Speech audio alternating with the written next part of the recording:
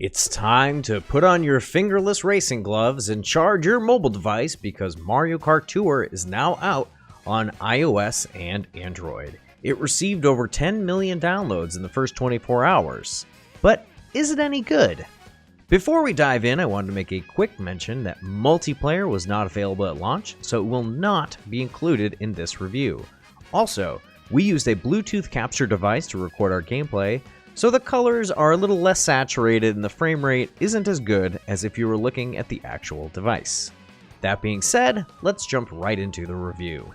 Mario Kart Tour is very much a mobile game. It's free to play, but you can only play for so long before features of the game are removed. After playing for about an hour and a half, my ability to collect coins and collect experience was shut off. This mechanic, in conjunction with the daily login rewards, is an attempt to keep you coming back every day. They also offer a gold pass for $4.99 a month. This acts like the battle pass in Fortnite, which allows you to collect more rewards when completing objectives. Taking away my ability to collect coins or experience is very frustrating, but it's nice that it isn't the standard stamina system that you see in a lot of mobile games. If I wanted to, I could keep playing just for fun, to get a better score in a course, or to complete achievements. You start the game by engaging with the game's pull system, which is a warp pipe that requires the in-game currency rubies to fire. When you have 5 rubies, you can fire the warp pipe once to get either a new character, cart piece, or ticket. Right off the bat, you start with only one racer, but as you proceed through the cups, you can go back to the warp pipe with the rubies you earn to try to get the other characters at random. Unfortunately, there is no option to outright purchase your favorite character or to purchase everything for one price. However, you could buy as many rubies as you like for real-world money and use that warp pipe until you collect everything. I was fortunate enough / lucky enough to pull my favorite character Diddy Kong on my second visit to the warp pipe. It is important to note that you can get duplicates using the warp pipe. It is nice, however, that if you do get a duplicate, it increases the stats of the character or item you already have, so it's not a total waste. Although, I think the game shouldn't give you duplicates until you've already completed collecting all available characters and cart pieces, or at least lower the chances of getting a duplicate. The drop rate varies by character and item, ranging from 0.3% for the super rare characters or items to 5%, which is the highest possible chance of getting something. I think all said and done, of all the times I used the warp pipe, about 20% of the time I got a duplicate item or character. That's not very good. Mario Kart Tour is all about the tours. A tour is a 2-week event that contains various cups that fans of the franchise will recognize. Both that the cups are the main structure of a Mario Kart game, and that most of the courses are from previous games, only adjusted slightly for the new control scheme and the mobile format. The cups contain individual races like in standard Mario Kart, however each race is only 2 laps and they're very short. There are only 3 races per cup, and the 4th event in the cup is a mini-game. The short bursts of gameplay are good for mobile as it allows you to pop in and out of the game. But personally, I think 2 laps doesn't give the player much time to catch back up if they get knocked out by an item.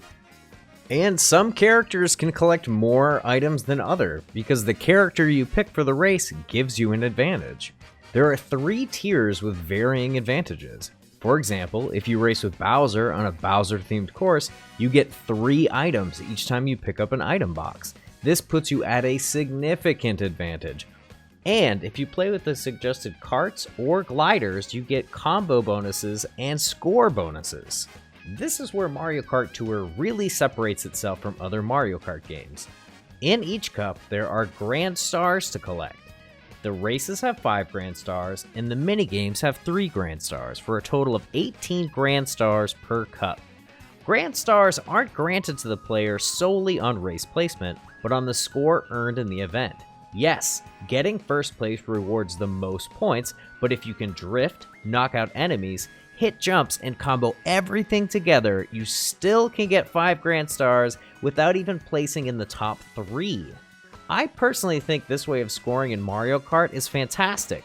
It takes into account everything you did during the race, not just the final seconds. It's very easy to be robbed of a great race at the last second by items, especially the blue shell, in a regular Mario Kart game. I would love to see this scoring mode implemented in the next full-fledged Mario Kart game as an additional game mode. In general, I think playing with a suggested racer or kart is a major con. First, it discourages you from playing with your favorite character. None of the courses on launch day were Diddy courses, and I ended up playing with characters that I don't like so much so that I could win more easily. Many times you will find a course that has a suggested character that you don't even have. For example, I don't have Mario unlocked and had to use a second or third tier choice, but I'm still racing against a Mario in the game. That makes the playing field uneven and encourages you to spend money to try to unlock the characters just to make the game fair. Other than the gacha spending mechanics, there is another major flaw with Mario Kart Tour that really tainted my experience: the controls. There are a few different ways to control your kart. First, there is the option of simple or drift.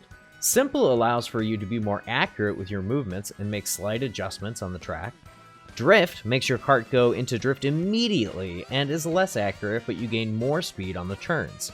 I personally prefer simple because I like to have more control over what's happening to my kart, even though each track does have an invisible guardrail and you couldn't really fall off even if you wanted to. Well, you can miss a jump and fall off an edge, but the game keeps you on track for the most part. I actually played 2 races without touching my phone, and I didn't get last place either time. I would say that without exaggeration, it took me about 45 minutes to get used to the controls. That is unacceptable for Mario Kart. This franchise is supposed to be inclusive and approachable. Maybe my issue is that I've just played every console Mario Kart since inception and I'm used to how they play with the controller. So I had to spend time unlearning everything I knew about how a Mario Kart game is supposed to work. A driving game really is all about the controls, and if you can't control your vehicle accurately, the gameplay becomes very frustrating very quickly.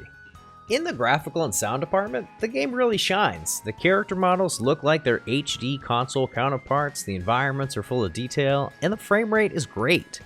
The voices of the characters sound like they're supposed to. The coins sound like coins. The karts sound like karts. Mario Kart Tour looks like Mario Kart, it sounds like Mario Kart, but something is just off. It was frustrating to play, and there was an adjustment period that took way too long. But I did play this game for 3 straight hours. That has to count for something. If you want to play Mario Kart on the go, get Mario Kart 8 Deluxe for your Switch, or Mario Kart 7 on the 3DS. But if you don't have those systems and you just want a little taste of the Mario Kart experience, give Mario Kart Tour a try.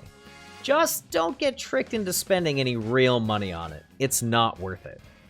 I wanted this game to be great, but it just isn't. In fact, in my opinion, this is the worst Mario Kart game in the series.